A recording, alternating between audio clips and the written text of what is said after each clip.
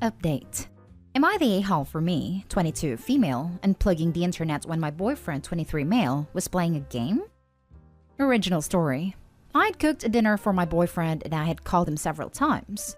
He didn't respond, so I was like, what the hell, and went to find him and bring his dinner to him.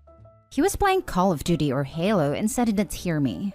I was like, alright, here is your dinner. And then I handed it to him and he just looked at it and said, I didn't want mac and cheese, I said chicken nuggets and fries.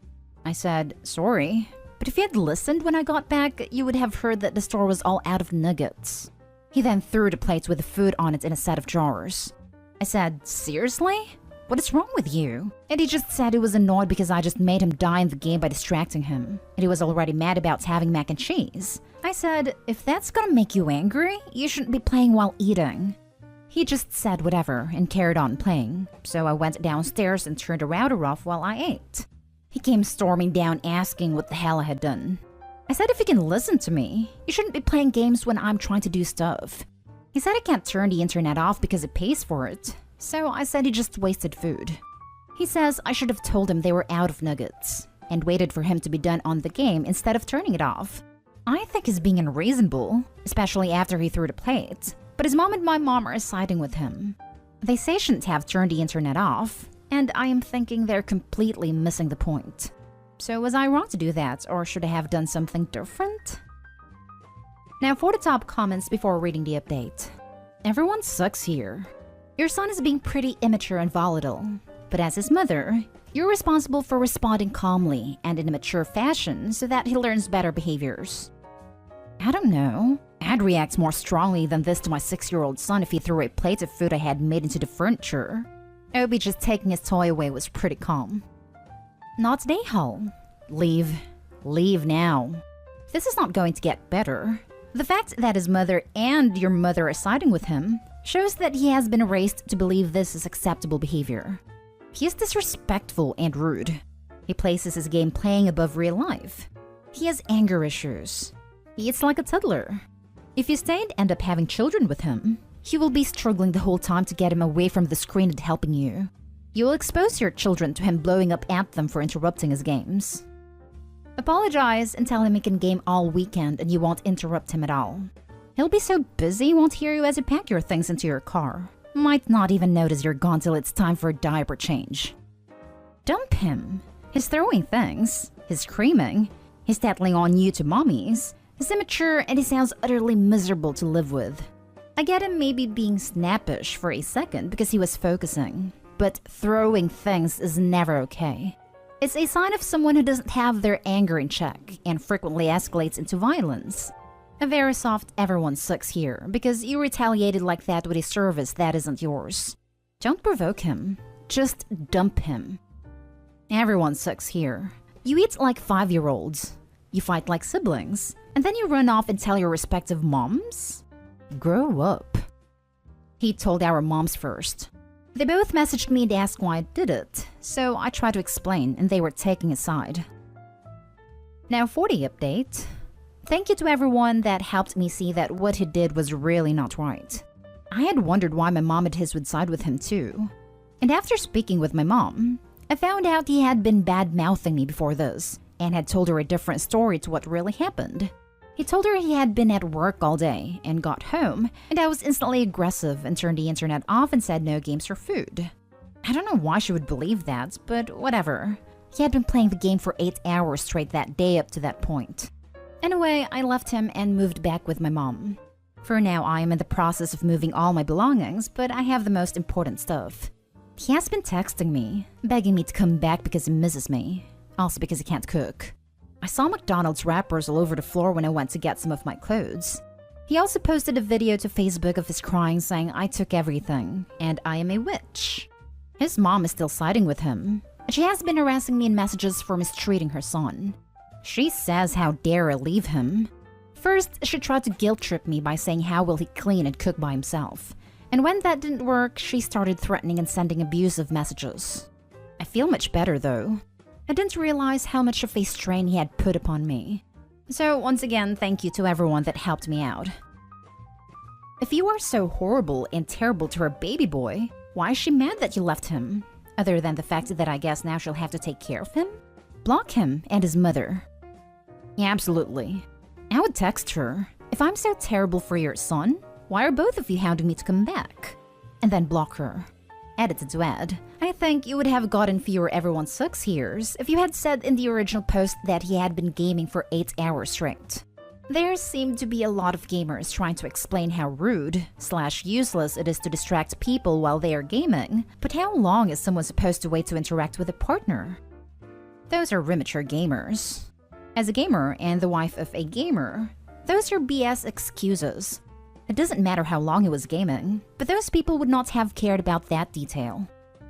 Can't imagine what it would be like to wake up in your 50s and have your teenage children come across a video you made in your 20s, crying that your girlfriend left you because you can't cook or clean for yourself. At the rate it's going, it's doubtful he'll find a girl desperate enough to have kids with him, so that's not likely to happen. Just a suggestion, don't go over to get your stuff alone. He doesn't exactly seem stable. Thanks. You're right, I didn't think about the dangers of that. If you don't have a big, bulky male football-playing friend, or two, you can call the police non-emergency line for an escort. Next story is titled, Am I the a-hole for firing the wedding planner after she kept ignoring me and only talked to my fiancé and her mom? I'm sorry if this is hard to read. I had a couple of drinks and not in my best state. So my fiancé, female 26, and I, male 28, are getting married soon. We both wanted a nice wedding, but had different ideas but not too much money. My mother-in-law said she has a great wedding planner for us, who's a friend of hers, and we went to see her a few times. Last week, she, my fiancé, her mom, and I began discussing venue/rentals/menu/invitations, etc., etc. The wedding planner kept talking to my fiancé and her mom, and all questions/suggestions were directed at them both while I was sitting there being ignored. They talked venue and guest lists, and the wedding planner did not stop to consult me or ask for my opinion. I disagreed on a number of things, but I was either interrupted or ignored by the lady. I finally snapped, stood up, and told her thank you, but I disagree on everything they agreed on, and told her to cancel all arrangement. My fiancé and her mom asked what's wrong with me. I told them I felt like I was being put aside and left out of any decisions/arrangements despite being the groom and the one paying. My mother-in-law warned me not to turn into a groomzilla and ruined progress they made just because he wasn't included in a thing or two. I flat out said to hell with it, and that will no longer be working with her. I will hire another wedding planner who can treat me like my opinion matters. In other words, I fired her. Both mother-in-law and my fiancé kept arguing in the car on our way home, and my fiancé said good job doing to her what the planner did to me by disregarding her opinions and sending her to square one in wedding planning and costing them money. Mother-in-law was livid that I treated her friend like dirt. I argued back that lady could have included me in at least 1 or 2 arrangements, but didn't. We got at my in-laws' house, and my brother-in-law and father-in-law laughed at me for sulking like a kid and witching about stuff that only brides care about. Brother-in-law said he never dreamed of trying to do the childish crap I pulled when he was getting married, called me soft, and told me I should have kept my mouth shut and gone with the flow. Instead, I now made my fiancé and her mom angry, which is a major mess up. I told them both off and went out to smoke. My fiancé says I ruined wedding planning and damaged her mom's relationship by being rude to her friend. Am I the a-hole? Now for the comments. Not the a-hole. But it seems your fiancé also agrees that you shouldn't have a say and just be the pocketbook. I would talk with her and say exactly what you feel. And if she continues to downplay or show you that she doesn't want your input on the wedding, tell her in no uncertain terms that there will be no wedding. If I don't get a say and respect in this, there will not be a wedding. This is my celebration as well, and I have a voice and deserve to be heard. If they can't agree about a wedding, have they discussed children? Any? How many? How they will be raised? How about finances? Where they want to live? What type of home? And so many other things. In the whole scheme of things, a wedding is such a small portion of their life. And if his future wife dismissed his opinions and feelings on his wedding too, will she do the same for the rest of their lives together, or will he always be the pocketbook? If these questions have not yet been discussed and agreed on, then the whole wedding planning needs to be put on hold. Marriage is a partnership, and their wedding should be celebration for their union. not a source of a major conflict between them. They need to discuss everything and go forward together as equal partners, or this marriage is doomed to fail before it even begins.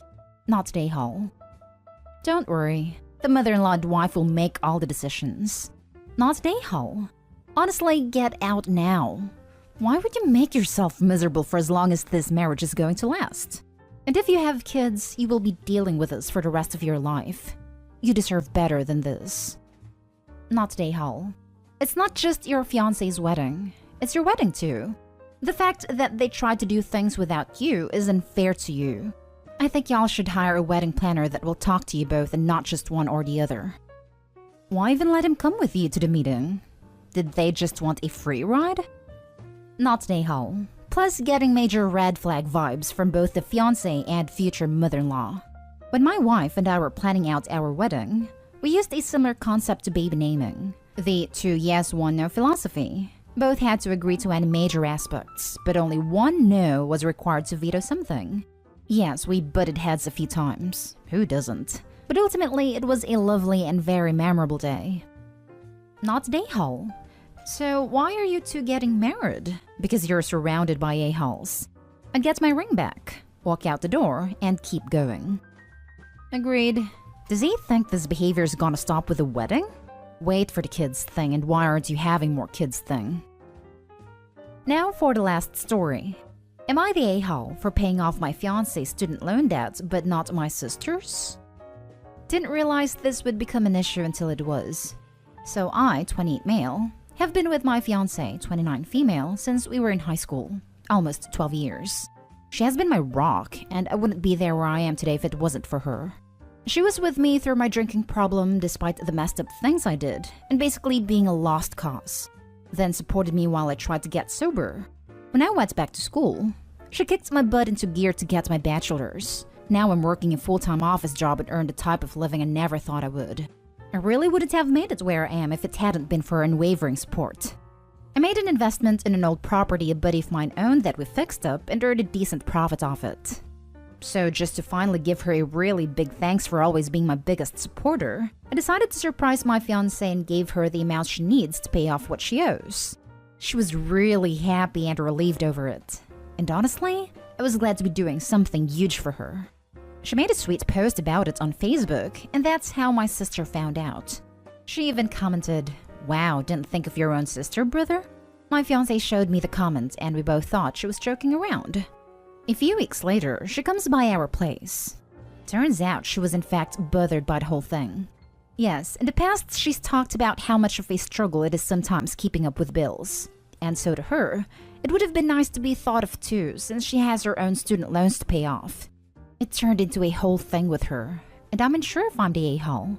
Because honestly, she didn't cross my mind at all when I decided on doing it, despite the fact that she has brought it up in the past.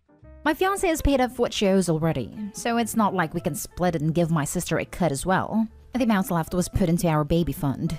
So she's even more mad that I just didn't think about her at all when it came to my gift.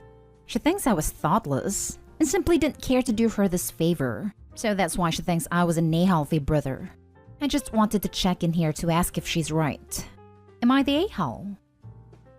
Not the a-hole. It's your money and no one else can tell you what to do with it. I honestly find it pretty bizarre that she would expect you to pay for that.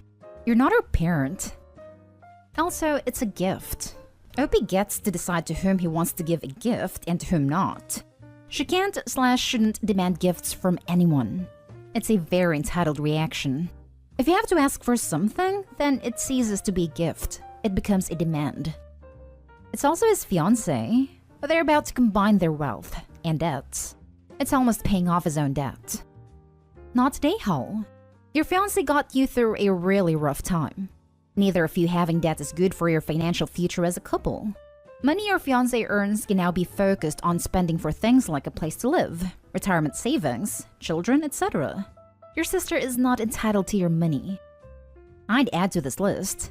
Living debt-free for a time enables you to help friends and family later, if you so choose, without negatively impacting your own momentum. Not today, Hall. Is your sister serious? Your fiancé has been with you through thick and thin, supported you through hard times and got yourself up. And now look at yourself. Congratulations! You did work too, and you can spend your money any way you see fit. You don't owe your sister a dime. She can work and pay off her student loans herself. Marry that fiancé ASAP. She's the one. Not day-hole. Info. Do your sister and fiancé get along? If they don't, maybe it's a jealousy issue. You are starting a life with your fiancé. Her debts would become your debt. It's way better investment for all of you to pay off debt that is going to affect both of you in the long run. They've never had any issues and get along fine. Honestly, that didn't come to mind when I thought of the gift. But good point. It'll still be a while until we're actually married.